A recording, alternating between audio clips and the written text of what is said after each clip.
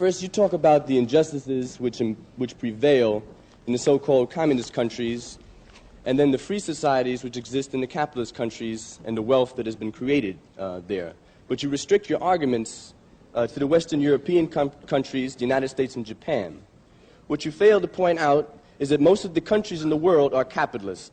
That is, the means of production are owned privately, or the accumulation of wealth is privately accumulated.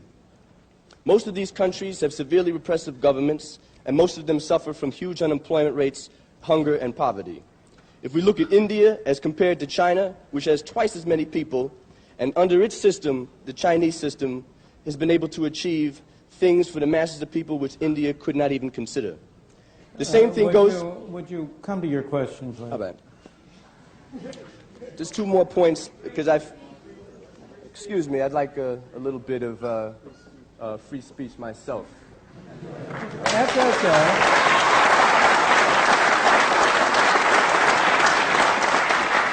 We don't want to deny you free speech. We just want to have as many people as possible. Thank you very much. And I think we've I agree with you, so let me finish. All right.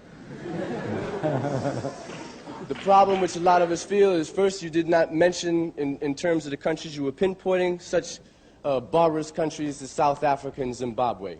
And in terms of giving your appraisal of the riches that have been accumulated in the Western so-called democracies, capitalist democracies, I would like you to give us an honest evaluation of just how these countries got so rich so quick, and that direct relationship of that to the fact that there were slaves that worked free labor, and the wealth that was created in this society being a direct product of that relationship, and also of the colonial relationships of the Western European countries and the wealth which they bled out of the people in their colonial domain. I will be glad to answer those questions.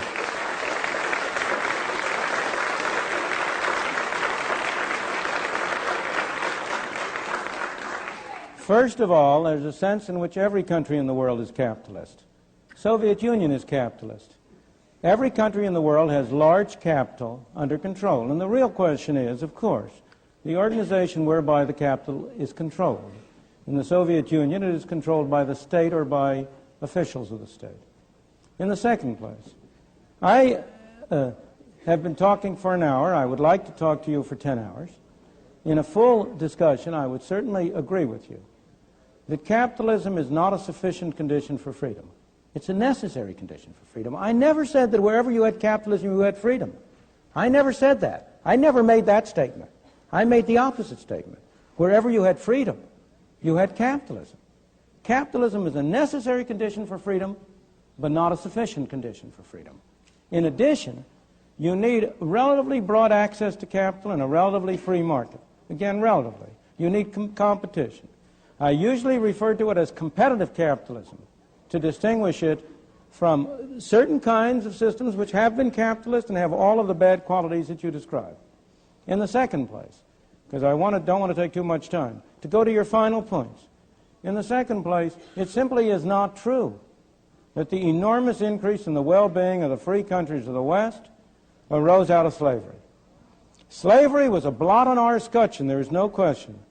And of course, it was a disgrace to this country to have had slavery as long as it did. But if you take Britain, which did not have slavery, I'm going to go to the colonies, that's the next point. I'm trying to take one point at a time. The gentleman made two separate points. One had to do with slavery, and one had to do with colonies. Britain did not have slaves. Japan did not have slaves in the 100 years since the Meiji Restoration. Hong Kong today does not have slaves.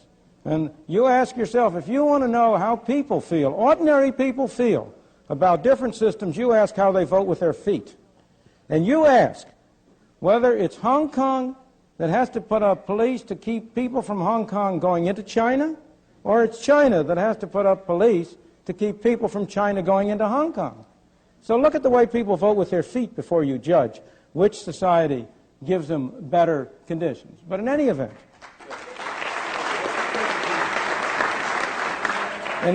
let me go to the final point of colonies.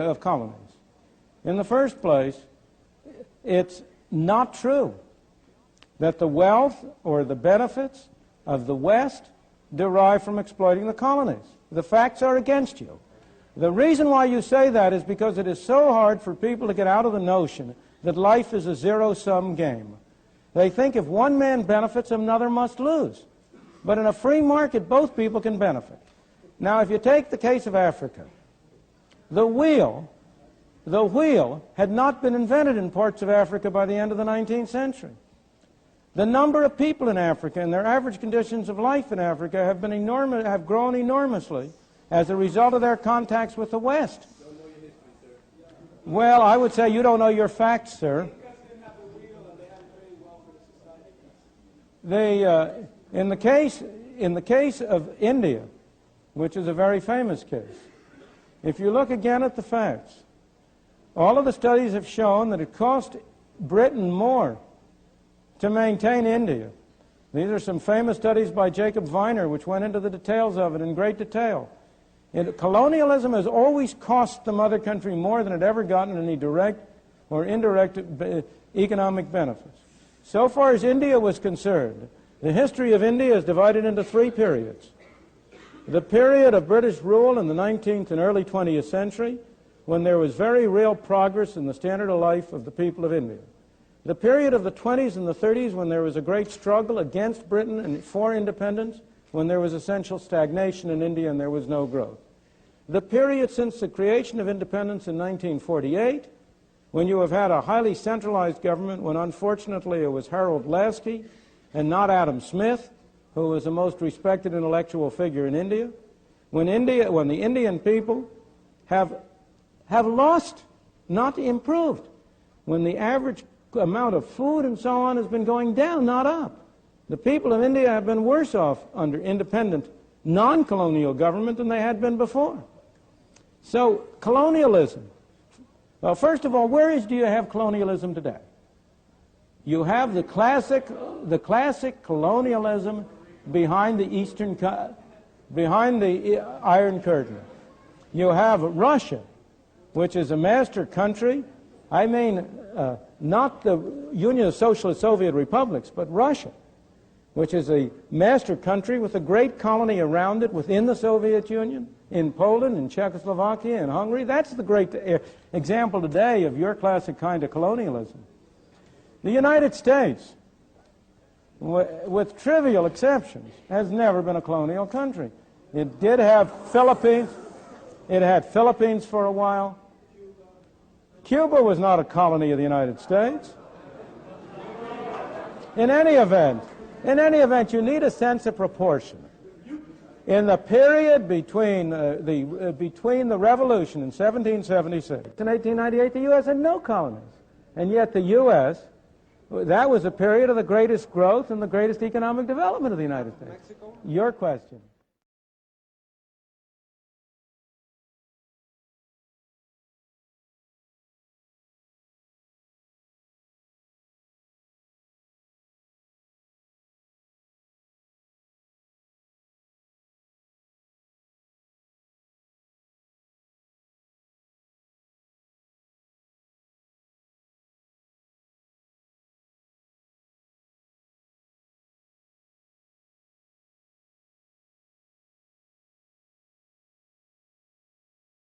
Thank you. Let's take the next question.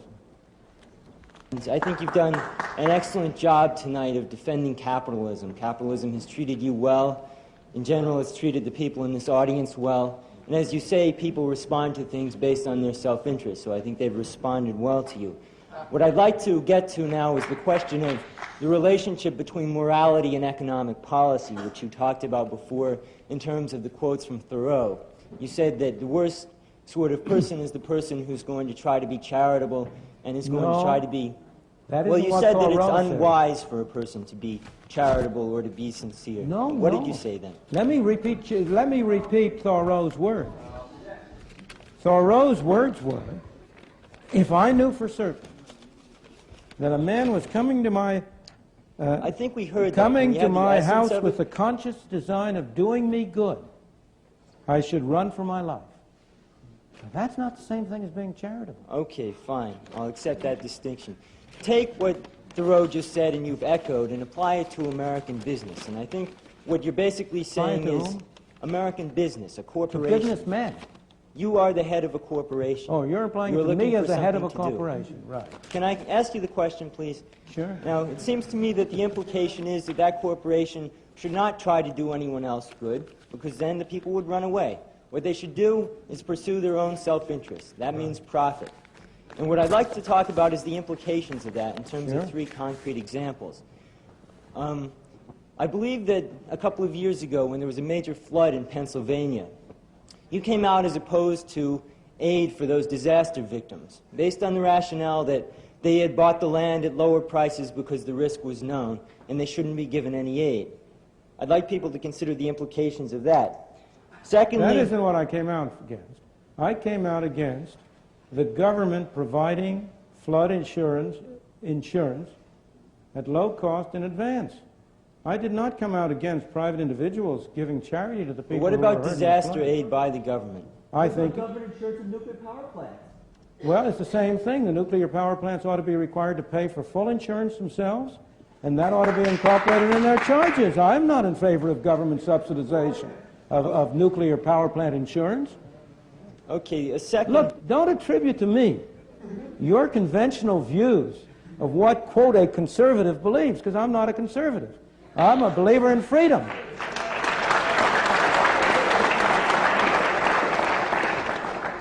Well, then I'd like to talk about that using an example, freedom. In Ohio, an old man failed to pay his electric bill. You may be familiar with the case. And the electric company turned off the electricity, and he died.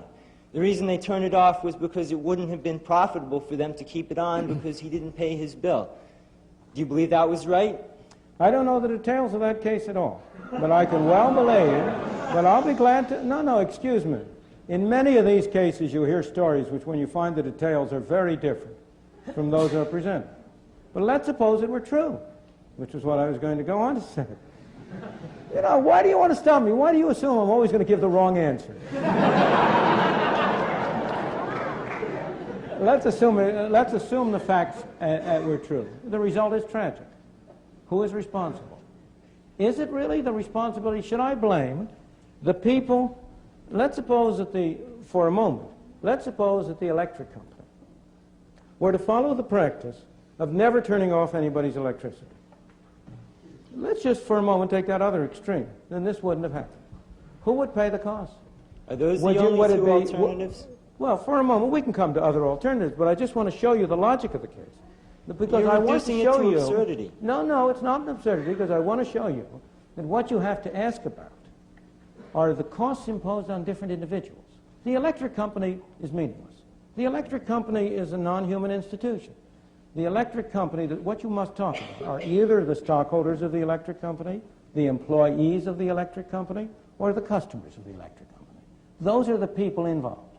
Now, if you go to the other extreme and adopt a policy that the electric company will never turn anything off, then you effectively institute a system under which the only people who will pay for electricity will be those who pay for it voluntarily.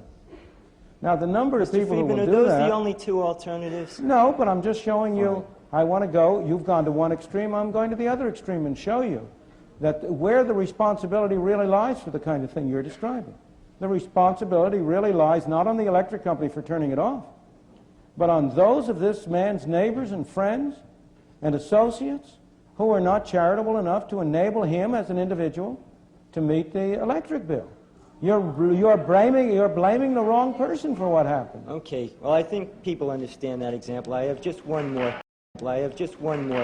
This has to do with the Ford Pinto. I'm not sure if you're aware of the recent revelations that have come out about the production of that car. Ford produced it knowing full well that in any rear-end collision, the gas tank would blow up because they had failed to install a $13 plastic block in front of the gas tank. And Ford estimated in an internal memo that that would cost about 200 lives a year. And they estimated further that the cost of each life would be $200,000. They multiplied and they found that the cost of installing those blocks in each of the cars would be more than the cost of saving those 200 lives. And over the past 7 years, the car has been produced and over 1,000 lives have been lost. It seems to me that Ford did what would be the right thing according to your policy, and yet that seems to me to be very wrong. Well, let me ask you, let's suppose it would have cost $1 billion per person. Should Ford have put them in nonetheless? You But see, it you're wasn't really a only, question of you know that. that It was you're a really question only of arguing about $13 price. each. You're not arguing about principle. No. Because you Principles cannot, nobody can take the principle. Nobody can accept the principle that an infinite value should be put on an individual life. Because in order to get the money involved, in order to get the resources involved, it's not money. In order to get the resources, they have to come from somewhere. And you want the policy which maximizes the situation overall. You cannot accept a situation that 1 million people should starve in order to provide one person with a car that is completely safe. That's absolutely right. Right, and therefore you're not arguing anything about principle. You're just arguing whether Ford used $200,000 was the right number or not. No, I'm not arguing Suppose that it were at all. $200 million. No. Suppose it were $200 million. What should Ford have done? $200 million for what? Suppose it would have cost $200 million per life saved. Should Ford still have spent that $200 million? You mean per... That's not the question. That's not really the question. Yes, it is a question. Yes, That's the they should principle of have. the question. That's the only principle involved. I don't know whether Ford came to the right answer or not. That's a question of whether these numbers are valid numbers for the relative costs of different things. You're not arguing about a principle if you once agree with me that if it had been $200 million, the cost per life saved would have been $200 million. You would not argue. Look, let me go back for a moment. Can I say something in response to that? If Ford had not been able to market those cars in the same kind of economic bracket because of the price of installing this one plastic block, that would be a different question. Maybe Ford could have considered redesigning the whole car so as to make it cheaper. But what we're talking about is balancing advantages and balancing principles. And that's why Just a minute. You're only talking I'm a about supporter of abortion. Therefore, I don't believe that every single human life is sacred. I believe that principles have to be balanced. And yet, I don't see Ford spending $13 less on each car at the cost of 200 lives a year as being a principled position to take, and yet I think your logic suppose it had requires been it. one fewer life a year. So that the $13 per car, so that one life, instead of being 200 times, what's 200 times 200,000? It's 40 million.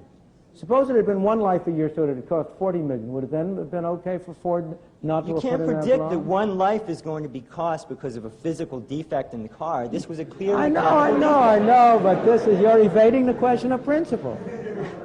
No, I'm not. I'm saying that they knew before they put the car out that there was a mechanical defect in it. You know when you buy a car, you know that your chance of being killed in a Pinto is greater than your chance of being killed in a Mack truck.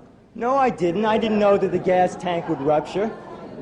Of course it is a question. Well, every one of us separately in this room could, at a cost, reduce his risk of dying tomorrow. You don't have to walk across the street. Of course. The question is he willing to pay for it? And the question here he should be raising, if he wants to raise a question of principle, the principle he should raise is whether Ford wasn't required to attach to this car the statement, we have made this car $13 cheaper, and therefore it is whatever the percent is, it is 1% more risky for you to buy it. But why? Now then he would be arguing a real question of principle. Why should they do that? Doesn't that interfere with the free enterprise system that you're touting? Why not? Because the consumer should be free to decide what risk he wants to bear. If you want to pay $13 extra for that, you should be free to do it. If you don't want to pay $13... Wait. Excuse me, we have to keep it to the audio over here. So then the government does have the right to require information of corporations, is that right? No, the government has a right to provide courts of law in which corporations that deliberately conceal material that is relevant can be sued for fraud and made to pay very heavy expenses. And that is a desirable part of the market, of course. What I'm trying to say to you is that these things are really a little bit more subtle and sophisticated than you are at first led to believe. You can't get easy answers along this line, because your way of putting it really doesn't really get at the fundamental principles involved. The real fundamental principle is that people individually should be free to decide how much they're willing to pay for reducing the chances of their death. Now, people mostly aren't willing to pay very much. I personally regard this as very, very illogical. I see people on all sides of me smoking. Now, there's no doubt, nobody denies that that increases their chance of death. I'm not saying they shouldn't be free to smoke, don't misunderstand me. I just think they're fools to do it. And I know they're fools because I quit on the basis of the evidence 18 years ago. But that's the real issue. And if you want to be rated for it, you ought to be rated on those terms, not on the ground that you don't think they use the right numbers. Now, look, I don't think we can keep on going very much. I'm afraid we're going to run out of tape, and I'm afraid I'm going to run out of voice. So I think I'll call it down. Thank you.